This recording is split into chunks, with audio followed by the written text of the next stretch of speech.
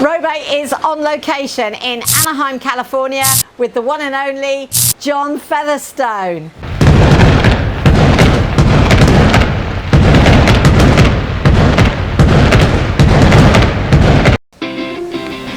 How do you know this location? Well, it's the Anaheim Convention Center. So, you know, Anaheim is kind of the entertainment mecca anyway. And, you know, been coming here for years, Lou, doing not only corporate events like the event here, but obviously this is the home of the NAMM show, which is this great intersection, obviously, of music performance and production. And NAMM are doing an amazing job kind of drawing the two sides of the industry together. So, yeah, it's a very familiar location. Can you just tell me how you first got interested in lighting? Why? I was always interested in the idea of light and lighting before I even identified the notion of it being a career. My aunt was the wardrobe mistress for Glyndebourne, an English opera company, and whenever she let me, I'd go and get underfoot, and then I would go work at the doing plays at school and that kind of stuff, but hadn't really ever connected that as a job. Career-wise, I always thought I wanted to be an architect. I've always been obsessed with the notion of architecture. Both my grandfathers were architects, so that's the direction I thought I was going to go. And I was playing drums in garage bands when I was at school in the UK, and a kid moved into the neighborhood that had a cooler drum set. So it was suggested I find something else to do. So I was like, okay, all right, well, sell my drums and buy some lights. And then I fell in with the guys who had formed the Smiths very early in their career. So I was sort of a lighting designer before I even realized it was a thing. Not unlike some of my contemporaries, Andy Little with New Order and Willie Williams with U2. We sort of had friendships first, and then that kind of became what we did aspirationally, and it became a career before we even realized it was a career. So basically the Smiths were really, like, they were a significant first, you know, big step for you. Yeah. And I mean, the first few gigs I did with the Smiths, it was like, do we introduce the members of the band to the audience, or do we introduce the members of the audience to the band? Because there's about the same number of people watching the show as there are on the stage. So it was a great opportunity, you know, and I think there's this notion that opportunity is the intersection of happenstance and aptitude, you know, and if you can recognize these things, and it's something I talk to young people about all the time, being constantly aware of when these little kind of little sprouts of opportunity spring up, and grasping them with both hands and nurturing them and caring for them. I mean, I was really fortunate. The Smiths were a great band who took off like a bottle rocket, but it was just being in the right place at the right time and making friends and being nice to people. One of the great things about what was going on then was it was a really exciting time, because there were a lot of designers, myself, Willie Williams doing his stuff with the work with U2, Andy Little with New Order, where we didn't know what we didn't know. So we explored a whole bunch of really interesting ideas. You know, I mean, the Smiths never had front light. We only ever had side light. We didn't have any spots because I didn't know any better. And some of the stuff that Andy did with New Order, which was so focused on backlight, and the work that Willie did with U2, exploring color temperature and shape and shadow, all of this was just from a spirit of experimentation. You know, I've talked to Willie and Andy at length about this, and we were just making shit up as we were going along. We really were. I wish there was some kind of higher, like, ulterior motive, artistic thing. We were just trying stuff and experimenting and borrowing ideas from each other, and there were a bunch of other designers at the same time, you know, who were doing the same thing, and we were all just kind of winging it. I know you've been working and living in the US for many years. What kind of brought you here? Well, an airplane brought me here, bucket of fish. No, I came to the States with the Smiths, immediately fell in love with America. There's a spirit of experimentation and innovation and the entrepreneurial spirit which suffuses so much for me of what defines America. So that was really exciting. America in the 80s was a wild place to be. Thank God there were no camera phones. And it was a lot of fun. And most importantly, after the second Smiths tour, I met my wife Kathy. We met in Chicago. We got engaged on Thanksgiving. We met at Thanksgiving. Got engaged on New Year's Eve 34 years ago. So that's where I landed. And for so much of the time when I was touring, it didn't really matter where I was based.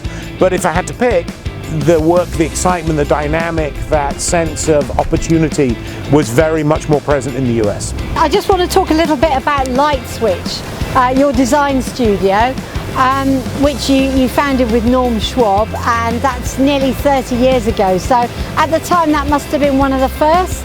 Yeah, first of all, the fact that the company is almost 30 years old is sort of terrifying, because I barely feel like I'm 18 myself. But yeah, I think what we wanted to do, obviously there are design studios that predate LIGHTSWITCH.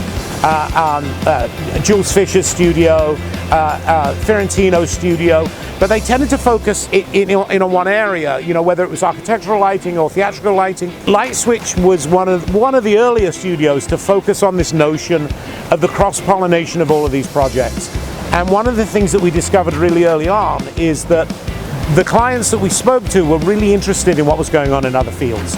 Light is a universal way of expressing art. It doesn't matter whether it's a restaurant or a concert or a corporate project or an art project. Pulling the best of all of those together is what excites me, and creating differentiated experiences for our audiences, no matter what field it is, and making sure that everything has a really true, authentic story.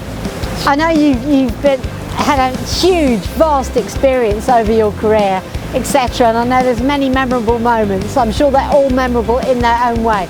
If you had to share one with us during this interview, what would it be? Very polite way of saying I'm old, but I think for me, Lou, it was the Grand Gala of Millennium Park was a real high watermark for me. The first time I came to the States, the first place I came to was Chicago, and after a jet-lagged dash through upstaging shop to see the lighting system, they dropped me off at the Ambassador East, which I immediately recognized as the hotel from the Blues Brothers. And I remember waking up super jet-lagged really early in the morning, and I walked down the lakefront. This was before a whole ton of amazing development in Chicago. Walking down the lakefront, which was kind of sketchy, to this railroad stockyard in the middle of Chicago, which was sort of the beating commercial and industrial heart of Chicago, which is where Millennium Park now is. There's this amazing man-made kind of canyon of iconic Chicago architecture and skyscrapers. And I remember standing there watching the morning light play over these buildings, thinking, wow, it would be amazing to light this one day. And then fast forward, 20 years, and right before my 40th birthday, I'm lighting the opening of Millennium Park, the new jewel in the center of my adopted hometown, at the very spot where I remembered the first time I came to the States, manifesting the notion of lighting this part of the city. What do you most love about your work? Oh, without a shadow of a doubt, the people. And I mean that on two levels. One, we're an incredible industry. Our band of misfit toy and lost toys, all of whom have kind of gravitated to entertainment production through all these incredible stories. But I think what's wonderful is as an industry, we practiced inclusion before it was really a thing, which I think is a great opportunity to build upon that foundation and be an ever more inclusive and welcoming industry. But everybody you talk to has an amazing story. So I'm really fortunate, both the group of people that I collaborate with in LIGHTSWITCH and also the broader group of people, from other creatives to the amazing crews that execute our vision, to the vendors, to the manufacturers that create all these amazing things for us to do our creation with. Those are incredible people. And then the other thing is the people that we create our experiences for. All of our ultimate clients, the audience, the people who we're creating projects for. That for me is the most special part, is seeing our audience, no matter what the project, enjoy all of our hard work.